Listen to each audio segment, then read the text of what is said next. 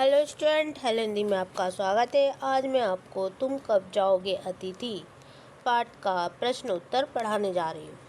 तो पहला देखिए कि ये शरद जोशी का लिखा गया एक व्यंग्यात्मक कहानी है। मौखिक प्रश्न में आते हैं। पहला प्रश्न देखते हैं, अतिथि कितने दिनों से लेखक के घर पर रह रहा है? उत्तर क्या होगा? अतिथि 4 दिनों से लेखक के घर पर रह रहा है। प्रश्न 2 देखिए, कैलेंडर की तारीख किस तरह फड़फड़ा रही है? उत्तर, कैलेंडर की तारीख अपनी सीमा में नम्रता से फड़फड़ा रही है। लेखक अतिथि के सामने कैलेंडर की तारीख को पलटता है, उसे यह समझाने के लिए कि उसे अब यहाँ से जाना चाहिए। प्रश्न 3 देखिए, पति पत्नी ने मेहमान का स्वागत कैसे किया?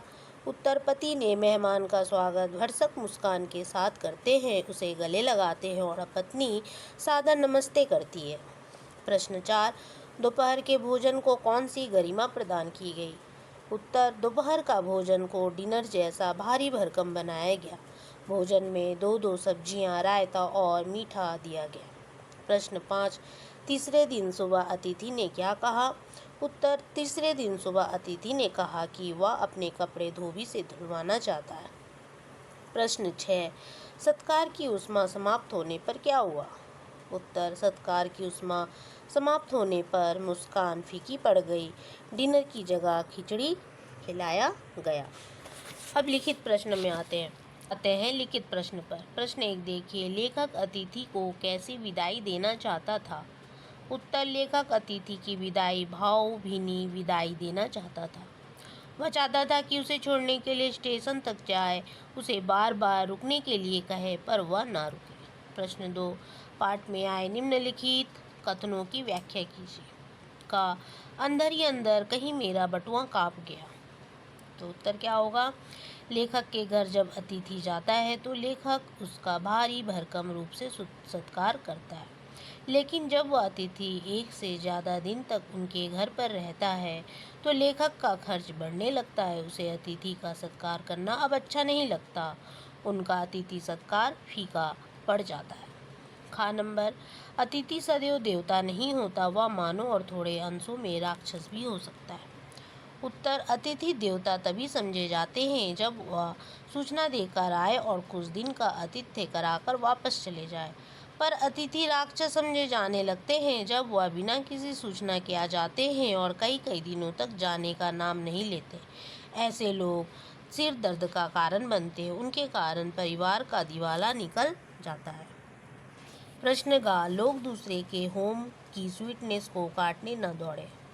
उत्तर, होम की स्वीटनेस तब तक ही रहती है जब तक उस घर में घर के ही सदस्य रहे। जो अपने घर को सजाते हैं, सुंदर बनाते हैं, उनमें एक प्रकार का खुलापन होता है। वे अपनी इच्छानुसार बैठ उठ पाते हैं, खुलकर हंसते एवं बोलते हैं। लेकिन होम की स्वीटनेस तब काटने को दौड़ती है जब कोई अनजान व्यक्ति या अपरिचित अतिथि बनकर घर पर आ जाता है। थोड़े समय के लिए वह ठीक लगता है, लेकिन ज़्यादा दिनों के लिए अगर वह घर पर ठहर जाता है तो हमें वह अच्छा नहीं लगता, जिसके कारण हम ना तो खुलकर बैठ उठ पाते हैं और ना ही खुलकर हंस या बोल पाते हैं। घ नंबर प्रश्न देखिए, मेरी सहनशीलता की वह अंतिम सुबह होगी। उत्तर, सहनशीलता तब तक रहती है जब तक उसे सहन किया जा सके। सहनशीलता तब समाप्त हो जाती है जब वह सहने लायक नहीं रह जाता।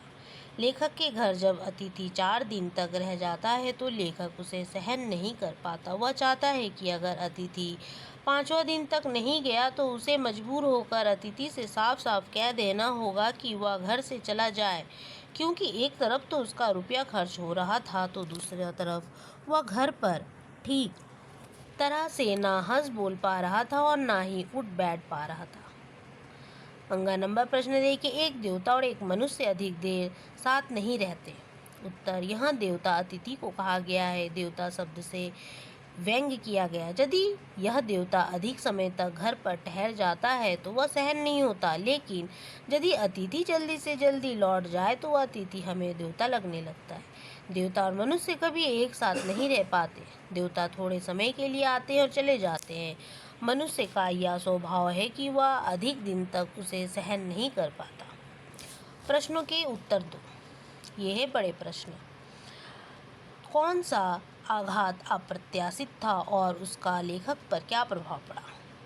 तो उत्तर देखिए, जब अतिथि लेखक के घर तीसरे दिन भी रह जाता है और वापस जाने का नाम नहीं लेता, बल्कि वह तो यह फरमाइश करने लगता है कि उसका कपड़ा धोबी से धुलवा दिया जाए। जब लेखक को यह अप्रत्याशित आघात लगता है और इसका प्रभाव लेखक पर यह पड़ता है कि लेखक ने उसे राक्षस की तरह समझने लगे और उसका घर पर रहना उसे बोरियत लगने लगा, क्योंकि लेखक यह अच्छी तरह समझ गया कि वह घर पर अधिक दिनों तक रहना चाहता है। प्रश्न 2 देखिए, संबंधों का संक्रमण के दौर से गुजरना। इस पंक्ति से आप क्या समझते हैं, विस्तार से लिखिए। इस पंक्ति का आशय यह है कि संबंध जो पहले अच्छे लगते थे, अब उसके प्रति घृणा का भाव आ जाना। जब अतिथि लेखक के घर आता है तो लेखक उसका शानदार डिनर करवाते हैं, उसे अच्छा लंच करवाता है, लेकिन जब अतिथि अधिक दिन तक लेखक के घर रुक जाता है तो उसे बोरियत लगने लगता है, उसके संबंध में खटास पैदा हो जाता है। प्रश्न 2, जब अतिथि 4 दिन तक नहीं गया तो लेखक के व्यवहार में क्या क्या परिवर्तन आए।